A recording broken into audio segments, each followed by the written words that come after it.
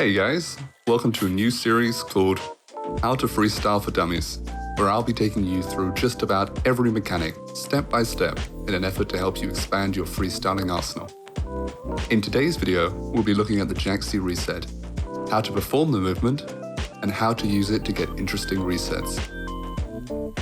So in order to do a Jakze reset, you'll want to learn how to do a spinning no flip. This is something I used to really struggle with, since I didn't understand how this movement was even possible. Turns out I was using the wrong controller settings. Side note, if you're playing on KBM, then this doesn't apply to you. When performing this kind of movement, you want to be using a square dead zone. There are a few ways to get this. You can enable it through Steam, or if you're on Epic Games and using a PlayStation controller, then you can use an external program. Unfortunately, if you're like me and play on Xbox, then those external programs just won't work. You can still enable Square Dead Zone through Steam, but if you're on Epic Games, there's only one way to do it. You're going to want to change your aerial sensitivity to 10. In addition, you're going to want to play around with your dead zone settings. I find that using 10 cents with a low dead zone makes the movement very hard to control. However, if your dead zone is too high, then it can be difficult to get the movement in the first place. I recommend using a dead zone that's somewhere in the middle. I personally use 0.35, so anything around that ought to be good.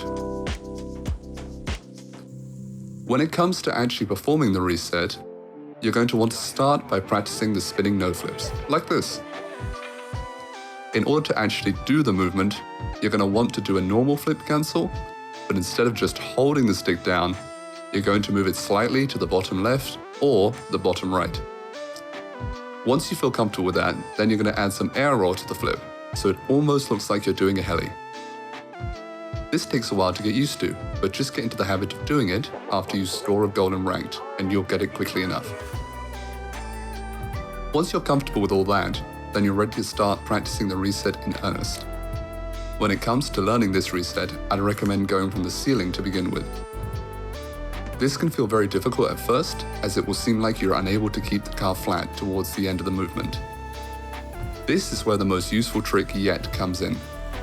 Once you've jumped off the roof, hold your opposite air roll for a second or two, and then do the movement as usual.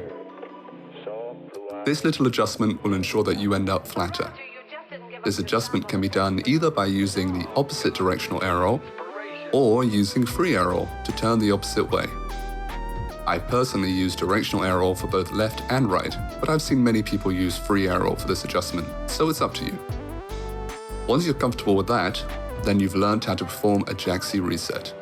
You can now start to experiment with different setups. This reset is useful since it's almost like a stall that you can use when there's a greater horizontal distance between yourself and the ball. So that concludes the first episode in this multi-part series. I hope you found it helpful, and make sure to subscribe so that you won't miss any future installments. Thanks for watching. See ya.